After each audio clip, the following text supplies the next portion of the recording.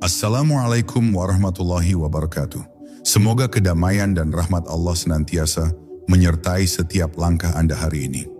Pernahkah Anda merasa bahwa ada sesuatu yang lebih dalam dari sekadar doa dan zikir yang kita ucapkan? Bahwa di balik lafaz-lafaz itu tersembunyi rahasia yang tidak semua orang mampu menyentuhnya? Para wali Allah telah meninggalkan jejak, sebuah warisan yang tidak ditulis di lembaran kitab, tetapi disimpan di hati mereka yang terpilih. Rahasia itu tidak sekadar mengajarkan cara beribadah, tetapi mengubah cara kita melihat dunia, dan bahkan cara kita merasakan Allah di dalam diri.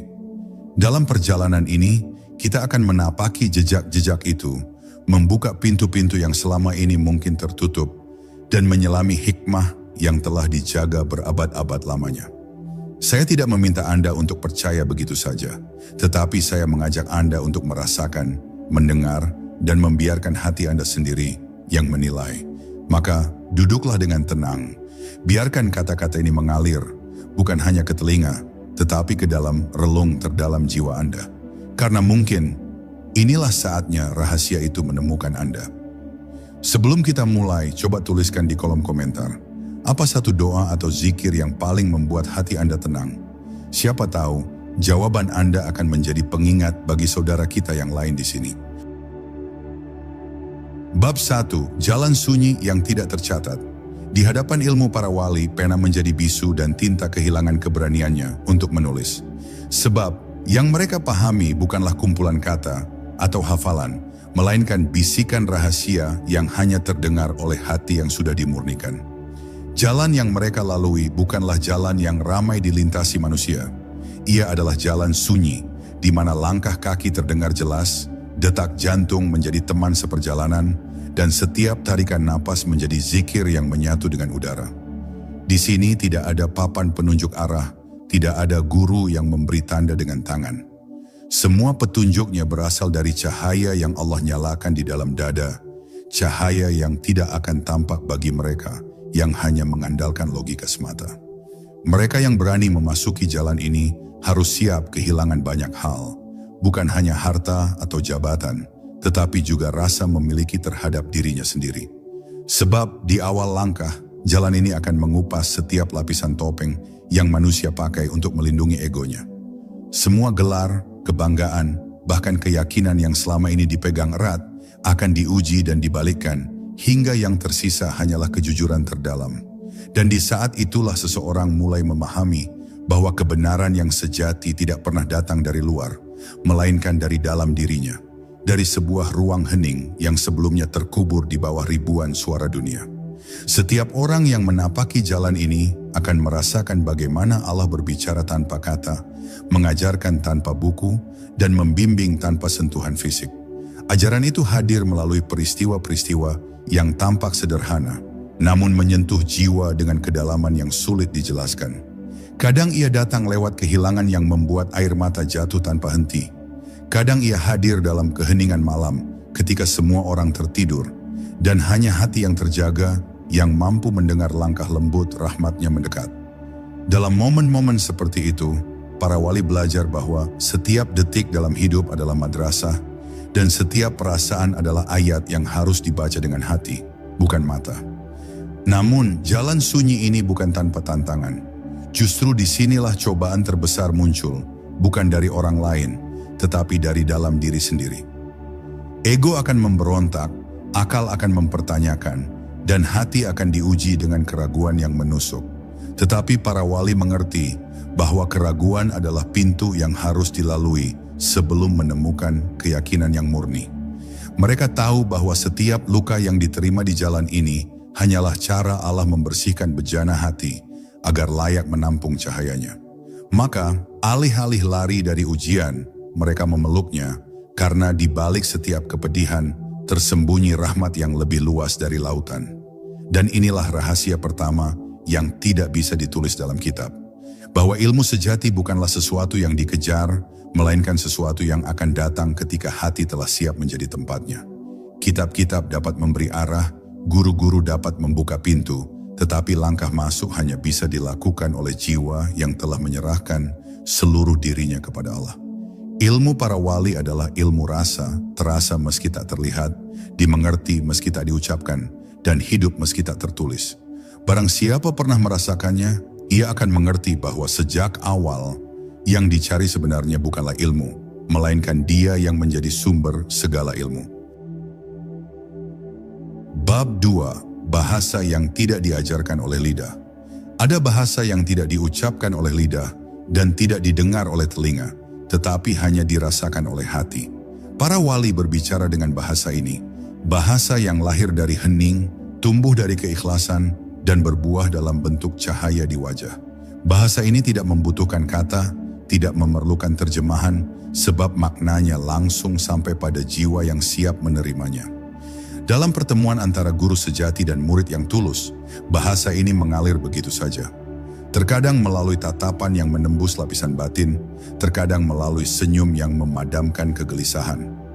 Siapa yang pernah merasakan bahasa ini akan mengerti bahwa sebagian pesan Allah tidak dikirim melalui suara, melainkan melalui rasa.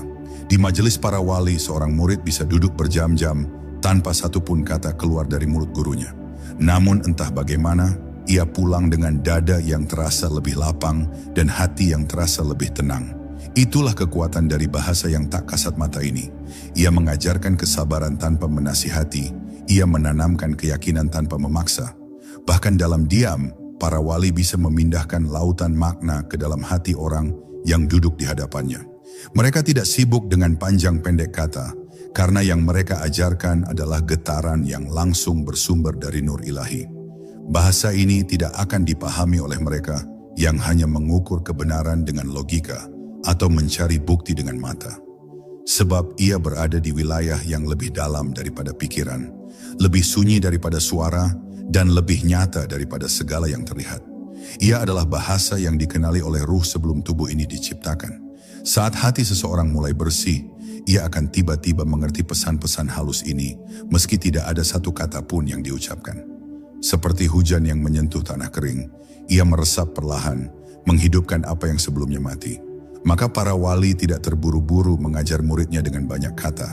Mereka tahu bahwa setiap kata yang terlalu cepat diberikan sebelum hati siap akan berubah menjadi beban, bukan cahaya. Mereka memilih menunggu, membiarkan waktu dan keadaan membentuk bejana hati muridnya. Baru ketika saatnya tiba, satu kata saja yang keluar dari lisan sang wali bisa mengubah hidup seseorang selamanya. Satu kata yang lahir dari hati yang sudah berisi Allah akan jauh lebih berharga daripada 1000 kata yang lahir dari mulut tanpa rasa.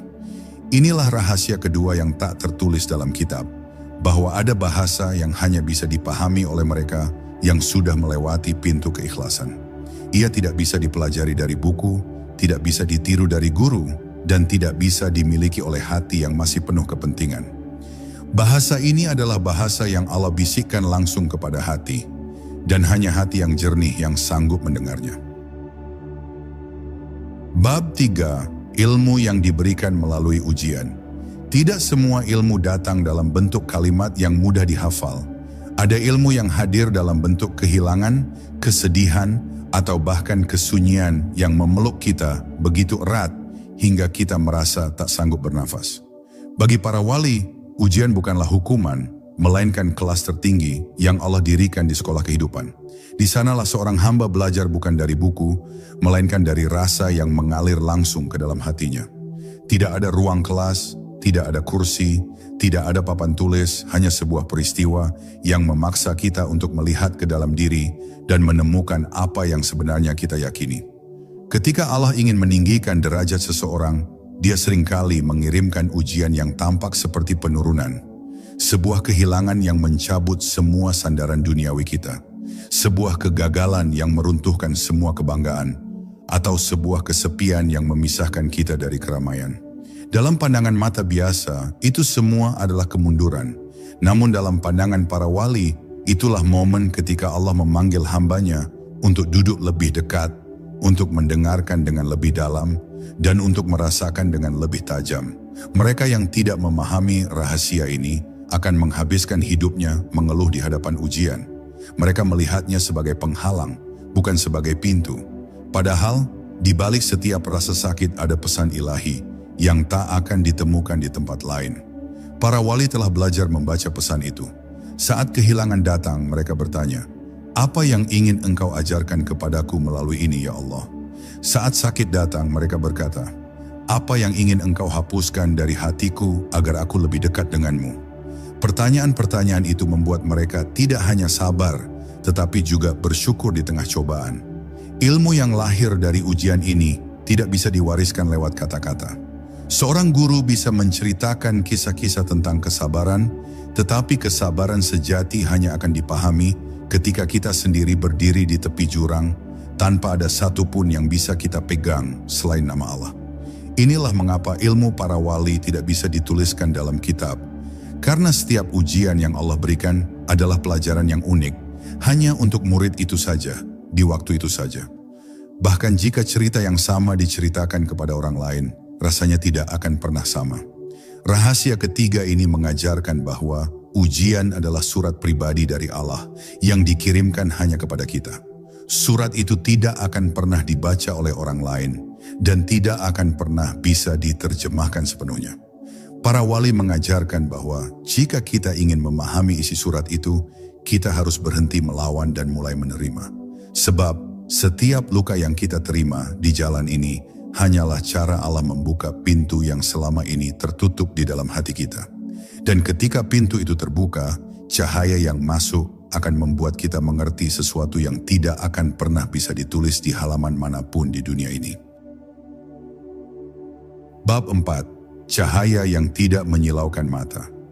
Ada cahaya yang menyilaukan mata, tetapi membuat hati gelap. Ada pula cahaya yang tidak tampak sama sekali, namun justru menerangi seluruh ruang batin seseorang. Para wali tidak mencari cahaya yang pertama, sebab ia hanyalah pantulan dari dunia yang datang dan pergi sesuai keadaan. Mereka mencari dan memelihara cahaya yang kedua, cahaya yang tidak memerlukan lampu, tidak membutuhkan api, bahkan tidak tergantung pada matahari. Cahaya ini adalah nur yang Allah letakkan di dalam hati hamba-hambanya yang dipilih. Cahaya ini tidak terlihat oleh mata biasa, tetapi dapat dirasakan oleh hati yang peka.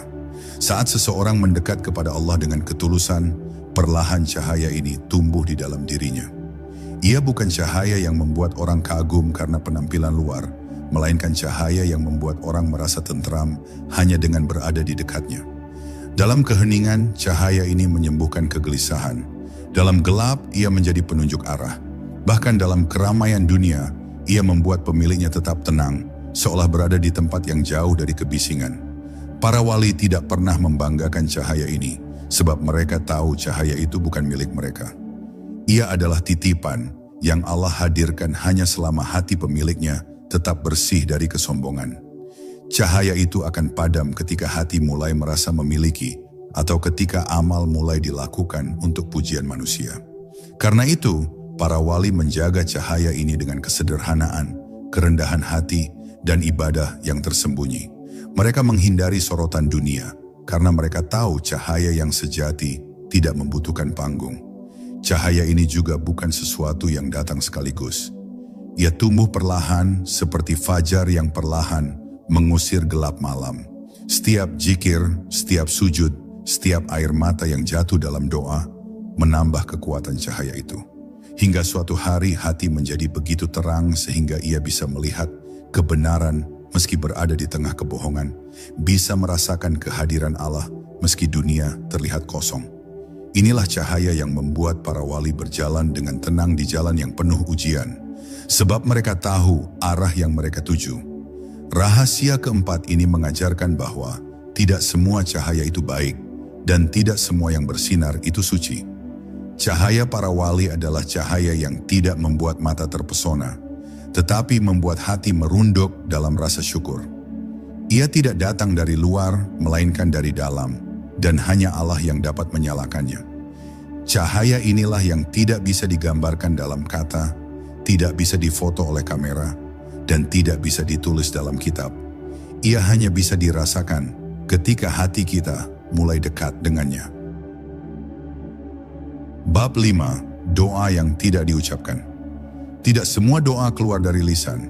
Ada doa-doa yang hanya bergetar di dalam hati, tanpa pernah diucapkan, namun justru lebih cepat sampai kepadanya. Para wali memahami rahasia ini. Mereka tahu bahwa doa bukanlah sekadar rangkaian kata yang disusun dengan indah, tetapi seruan batin yang lahir dari kedalaman jiwa. Doa yang sejati seringkali tidak terdengar oleh telinga, tidak terbaca oleh bibir, bahkan pemiliknya pun kadang tak menyadari bahwa ia sedang berdoa. Ia hadir dalam bentuk rindu yang tak terucap, rasa lemah yang berserah, atau air mata yang jatuh tanpa kata. Di hadapan Allah, doa yang paling tulus adalah doa yang keluar dari hati yang hancur. Ketika seseorang berada di titik di mana semua pintu dunia tertutup, dan satu-satunya yang tersisa hanyalah pintunya, maka setiap tarikan napasnya menjadi doa. Para wali memahami bahwa doa dalam keadaan seperti itu tidak memerlukan bahasa, karena Allah telah mendengar isi hati hambanya bahkan sebelum bibirnya bergerak.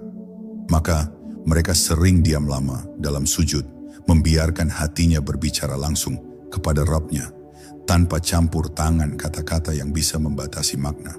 Doa yang tidak diucapkan ini bukan berarti tanpa bentuk. Ia justru memiliki bentuk yang paling murni, karena tidak terikat oleh bahasa, budaya, atau aturan manusia. Ia mengalir langsung dari sumber rasa kepada sumber segala rahmat. Para wali tahu bahwa dalam keheningan itu, jarak antara hamba dan Tuhannya menjadi begitu dekat. Tidak ada dinding, tidak ada tirai, hanya hati yang berserah total. Dan pada saat itulah, banyak perkara yang selama ini sulit terselesaikan, tiba-tiba menemukan jalan keluar, tanpa sang hamba menyadari bagaimana caranya. Namun, doa seperti ini tidak muncul dari hati yang masih penuh kebisingan. Ia hanya lahir dari hati yang telah dibersihkan oleh zikir, oleh kesabaran, dan oleh ketundukan yang mendalam. Itulah sebabnya para wali menjaga hatinya dari prasangka buruk, dari amarah, dan dari cinta berlebihan pada dunia. Mereka tahu, hati yang kotor akan memantulkan doa seperti kaca buram, sedangkan hati yang bersih akan memantulkan doa seperti cermin yang jernih. Rahasia kelima ini mengajarkan bahwa doa terbaik bukanlah doa yang paling panjang, tetapi doa yang paling tulus. Ia tidak selalu terdengar oleh manusia, tetapi selalu didengar oleh Allah. Dan doa seperti ini tidak akan pernah bisa ditulis dalam kitab, karena ia adalah bahasa pribadi antara seorang hamba dan Tuhannya, yang hanya keduanya yang mengerti. Bab 6. Zikir yang menyatu dengan napas. Bagi para wali, zikir bukanlah aktivitas yang dimulai dan diakhiri oleh waktu. Ia adalah aliran yang menyatu dengan setiap tarikan dan hembusan napas. Mereka tidak sekadar menyebut nama Allah di bibir, melainkan merasakannya mengalir di seluruh tubuh, menghidupi setiap detak jantung, dan mengisi setiap ruang jiwa.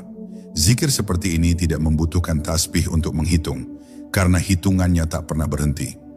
Bahkan saat mereka berjalan, berbicara, atau bekerja, hati mereka tetap berputar dalam ingatan kepadanya, seperti bumi yang terus berputar mengelilingi matahari tanpa pernah lelah. Zikir yang menyatu dengan napas bukanlah perkara mudah untuk dicapai. Ia membutuhkan latihan yang panjang, bukan hanya di lisan, tetapi di hati. Pada awalnya zikir dilakukan dengan suara yang terdengar, agar hati terbiasa mengikutinya. Lama-kelamaan suara itu mulai mengecil, sampai akhirnya hanya hati yang mengucapkannya. Dan pada tingkat tertentu, hati pun tidak lagi mengucapkan, karena seluruh jiwa telah menjadi zikir itu sendiri. Para wali menyebutnya sebagai keadaan ketika zikir tidak lagi dilakukan, melainkan menjadi diri. Dalam keadaan ini, dunia tidak lagi menjadi penghalang. Justru dunia menjadi ladang di mana zikir terus tumbuh. Setiap orang yang bertemu mereka akan merasakan ketenangan yang sulit dijelaskan, karena hati yang dipenuhi zikir memancarkan kedamaian yang melampaui kata. Bahkan tanpa mereka berbicara tentang agama, orang-orang di sekitarnya sudah merasakan panggilan untuk kembali mengingat Allah. Zikir itu menjadi cahaya yang memancar tanpa mereka sadari. Namun zikir yang menyatu dengan napas hanya dapat bertahan jika hati tetap bersih. Sebab sekali saja hati terselimuti oleh kesombongan atau kelalaian, zikir itu akan melemah. Para wali sangat berhati-hati menjaga niatnya, memastikan bahwa setiap ingatan kepada Allah bukanlah untuk dilihat atau dipuji, tetapi semata-mata karena cinta yang mendalam kepadanya. Mereka tahu zikir tanpa cinta hanyalah gerakan bibir, sedangkan zikir dengan cinta adalah gerakan jiwa yang tak terputus. Rahasia keenam ini mengajarkan bahwa zikir sejati bukanlah sesuatu yang kita lakukan di waktu tertentu, tetapi sesuatu yang menjadi bagian dari siapa kita. Ia tidak pernah bisa ditulis dalam kitab, karena kitab hanya dapat mengajarkan lafaznya, bukan kehadirannya. Kehadiran itu hanya bisa diperoleh melalui pengalaman langsung ketika kita rela mengosongkan diri dari segala selainnya, hingga yang tersisa hanyalah Dia di setiap napas kita. Bab 7. Ilmu yang turun melalui diam. Di dunia yang bising ini, diam sering dianggap sebagai kekosongan. Namun bagi para wali, diam adalah ruang yang penuh, syarat dengan cahaya dan hikmah yang tidak terlihat oleh mata biasa. Dalam diam, mereka mendengarkan suara yang tidak terdengar, suara yang datang dari dalam, dari sumber segala sumber. Diam mereka bukanlah tanda ketidakpedulian, melainkan tanda bahwa mereka sedang mendengar sesuatu yang jauh lebih dalam daripada percakapan manusia. Di sanalah ilmu turun, bukan dalam bentuk kata, melainkan dalam bentuk pengertian yang tiba-tiba memenuhi hati. Diam yang seperti ini tidak mudah dipelajari. Ia membutuhkan latihan untuk menenangkan gelombang pikiran yang terus bergerak. Pada awalnya, seseorang yang mencoba diam justru akan mendengar kebisingan dalam dirinya sendiri. Suara kekhawatiran, suara penyesalan, suara keinginan yang belum terpenuhi. Para wali telah melewati semua itu, hingga yang tersisa hanyalah hening yang benar-benar hening. Dan dalam hening itulah rahasia-rahasia yang tak bisa diungkapkan mulai terbuka perlahan. Ilmu yang turun melalui diam tidak datang setiap saat. Kadang ia hadir di tengah malam, ketika semua orang tertidur dan hanya hati yang terjaga yang dapat merasakannya. Kadang ia datang saat seseorang duduk di tepi sungai, memandang air yang mengalir tanpa tergesa. Tiba-tiba, tanpa peringatan, hati mengerti sesuatu yang sebelumnya tampak mustahil untuk dipahami. Bukan karena membaca, bukan karena mendengar, tetapi karena Allah sendiri yang menanamkan pengertian itu ke dalam jiwa. Para wali menjaga diamnya dengan hati-hati. Mereka tidak tergesa-gesa berbicara, karena mereka tahu tidak semua yang mereka mengerti boleh disampaikan. Sebagian ilmu hanya untuk dirinya, sebagian lagi hanya untuk orang yang siap menerimanya. Mereka mengerti bahwa kata yang diucapkan kepada hati yang belum siap bisa berubah menjadi beban, yang justru menjauhkan orang itu dari kebenaran. Maka mereka lebih memilih diam, menunggu hingga Allah memberi tanda bahwa waktunya telah tiba untuk berbicara. Rahasia ketujuh ini mengajarkan bahwa kadang-kadang cara terbaik untuk belajar adalah dengan berhenti mencari dan mulai mendengarkan. Bukan mendengarkan dunia, tetapi mendengarkan keheningan itu sendiri. Dan ketika kita mampu mendengar keheningan, kita akan menemukan bahwa ia bukan sekadar ketiadaan suara. Ia adalah bahasa yang digunakan Allah untuk berbicara kepada hati hambanya. Sesuatu yang tidak pernah bisa dicatat di lembaran kitab, karena kitab hanya berisi kata, sedangkan ini adalah pengertian yang langsung masuk ke dalam jiwa. Bab 8. Perjalanan tanpa langkah. Para wali sering berbicara tentang perjalanan yang tidak diukur oleh jarak, tidak dihitung dengan langkah, dan tidak diakhiri oleh tujuan di peta. Perjalanan ini berlangsung di dalam, di ruang batin yang lebih luas dari samudra, lebih tinggi dari langit, dan lebih dalam dari bumi. Tidak ada kendaraan, tidak ada bekal, karena yang dibutuhkan hanyalah hati yang siap untuk berjalan menuju Allah. Inilah perjalanan yang tidak dimulai oleh kaki, melainkan oleh kesadaran. Perjalanan ini seringkali dimulai ketika seseorang merasa kehilangan arah dalam hidupnya. Segala yang dulu dianggap penting tiba-tiba tampak hampa, dan segala pencapaian dunia terasa tidak lagi memuaskan. Pada saat itu hati mulai mencari sesuatu yang tidak bisa dibeli atau dimiliki, sesuatu yang hanya bisa dirasakan. Para wali mengatakan bahwa itulah saat pertama kali seseorang memulai perjalanan tanpa langkah ini, ketika hatinya memutuskan untuk pulang. Di sepanjang perjalanan ini, tidak ada tanda jalan yang terlihat. Justru yang ada adalah tanda-tanda yang hanya bisa dibaca oleh rasa. Kadang Allah mengirimkan seseorang untuk menjadi cermin, kadang Dia mengirimkan peristiwa yang memaksa kita berhenti sejenak dan merenung. Setiap kejadian, baik yang manis maupun yang pahit, menjadi batu pijakan berikutnya. Dan semakin jauh perjalanan ini ditempuh, semakin jelas terlihat bahwa tujuan sebenarnya bukanlah menemukan sesuatu di luar diri, tetapi menemukan Dia yang sejak awal sudah ada di dalam diri. Para wali berjalan di jalur ini tanpa tergesa. Mereka tahu bahwa tergesa hanya akan membuat mata buta pada keindahan yang tersembunyi di setiap langkah batin. Mereka menikmati setiap momen, setiap tarikan napas, setiap rasa syukur yang datang tanpa sebab.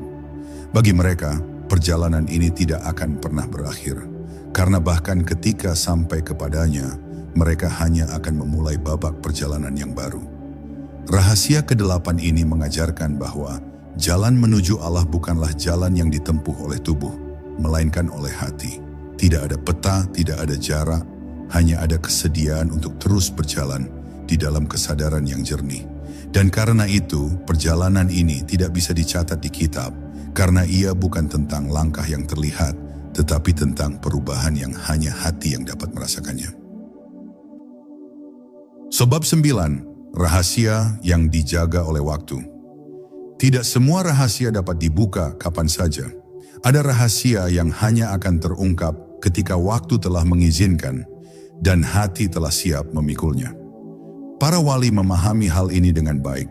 Mereka tahu bahwa pengetahuan yang terlalu cepat diberikan bisa menjadi racun, dan rahasia yang dibuka pada saat yang salah bisa melukai lebih dalam daripada kebodohan itu sendiri. Karena itu, mereka menyimpan sebagian besar ilmunya dalam keheningan, menunggu saat yang telah Allah tetapkan. Bagi orang yang belum siap, rahasia itu hanyalah sekumpulan kata tanpa makna, atau bahkan menjadi sumber kesalahpahaman. Tetapi bagi hati yang telah dibersihkan oleh ujian dan ditundukkan oleh zikir, satu kalimat saja bisa menjadi kunci yang membuka pintu yang selama ini terkunci rapat. Inilah mengapa para wali sangat berhati-hati dalam memilih siapa yang berhak menerima sebagian rahasia tersebut. Mereka tidak pelit ilmu, tetapi mereka tahu setiap kunci hanya dibuat untuk satu pintu, dan pintu itu hanya dimiliki oleh orang tertentu. Rahasia yang dijaga oleh waktu seringkali bukan tentang pengetahuan baru, tetapi tentang pengertian yang mendalam terhadap sesuatu yang sederhana.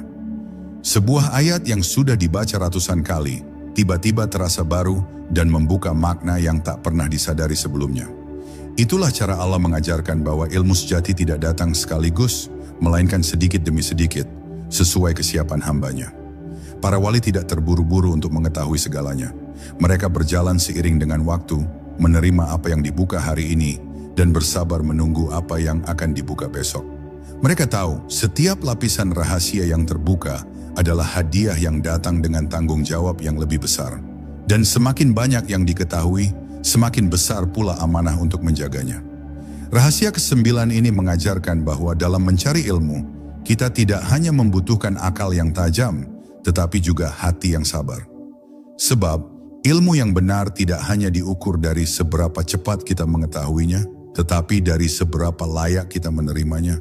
Dan kelayakan itu seringkali hanya bisa dibentuk oleh waktu. Bab 10, kembali ke sumber. Pada akhirnya, semua perjalanan, semua zikir, semua ujian dan semua rahasia hanya memiliki satu tujuan, kembali kepada Dia yang menjadi sumber segalanya. Para wali memahami bahwa segala ilmu yang mereka peroleh, segala cahaya yang mereka terima, dan segala hikmah yang mereka pegang hanyalah pantulan dari satu cahaya besar yang berasal dari Allah. Tidak ada yang benar-benar milik mereka, karena sejak awal semua itu hanyalah titipan. Kembali ke sumber bukan berarti meninggalkan dunia sepenuhnya, tetapi menempatkan dunia pada tempatnya. Para wali masih makan, minum, bekerja, dan bercakap dengan manusia. Namun hati mereka tidak pernah benar-benar jauh dari Allah. Mereka melihat dunia seperti bayangan di air, nyata dalam pandangan mata, namun tidak dapat digenggam. Segala yang mereka lakukan hanyalah cermin dari ibadah mereka kepadanya. Ketika sampai pada titik ini, seseorang akan menyadari bahwa ilmu yang sejati bukanlah tentang mengetahui banyak hal, melainkan tentang mengenal satu hal dengan sempurna, mengenal Allah. Segala bentuk pengetahuan yang tidak membawanya kepada pengenalan ini, meski tampak berharga, pada akhirnya hanyalah hiasan yang akan pudar. Sebaliknya, satu zikir yang dilakukan dengan hati penuh cinta dapat membawa seorang hamba lebih dekat kepadanya daripada 1000 pelajaran yang hanya mengisi kepala. Para wali kembali kepada sumber dengan hati yang ringan karena mereka telah menanggalkan segala beban dunia di sepanjang perjalanan. Mereka tidak membawa bekal selain kerinduan untuk bertemu. Dan ketika saat itu tiba, mereka pulang dengan tenang seperti seorang musafir yang kembali ke rumahnya setelah perjalanan panjang. Rahasia terakhir ini mengajarkan bahwa semua jalan bermuara pada satu titik. Tidak peduli sejauh apa kita melangkah, seberapa banyak yang kita pelajari, atau seberapa dalam kita memahami, tujuan akhirnya hanyalah Dia. Dan kebenaran ini, seperti semua rahasia para wali, tidak akan pernah bisa ditulis sepenuhnya dalam kitab, karena kitab hanya bisa menjelaskan perjalanan, sedangkan pertemuan itu sendiri hanya bisa dialami. Sahabatku, perjalanan kita kali ini hanyalah secercah dari samudra hikmah yang para wali Allah wariskan. Rahasia yang tidak tertulis dalam kitab ini sesungguhnya bukan untuk disembunyikan, melainkan untuk dijaga dari hati-hati yang tergesa-gesa. Karena ilmu bukan hanya tentang apa yang kita ketahui, tapi tentang apa yang kita izinkan tumbuh di dalam jiwa kita. Ingatlah, bukan setiap kebenaran harus diucapkan, dan bukan setiap pengetahuan harus dihafalkan. Ada rahasia yang hanya akan hidup jika dirasakan, dihidupi, dan diamalkan. Dan mungkin Anda yang mendengarkan ini telah dipanggil untuk menjadi bagian dari penjaga rahasia itu. Jika hati Anda tersentuh, jangan biarkan percikan cahaya ini padam. Sebarkan kepada mereka yang siap agar cahaya ini terus berpindah dari hati ke hati. Tuliskan di kolom komentar apa pelajaran atau rasa yang paling membekas dari perjalanan ini. Dan jangan lupa, tekan tombol suka serta bagikan kepada saudara-saudara kita agar cahaya ini menyentuh lebih banyak hati. Wassalamualaikum warahmatullahi wabarakatuh.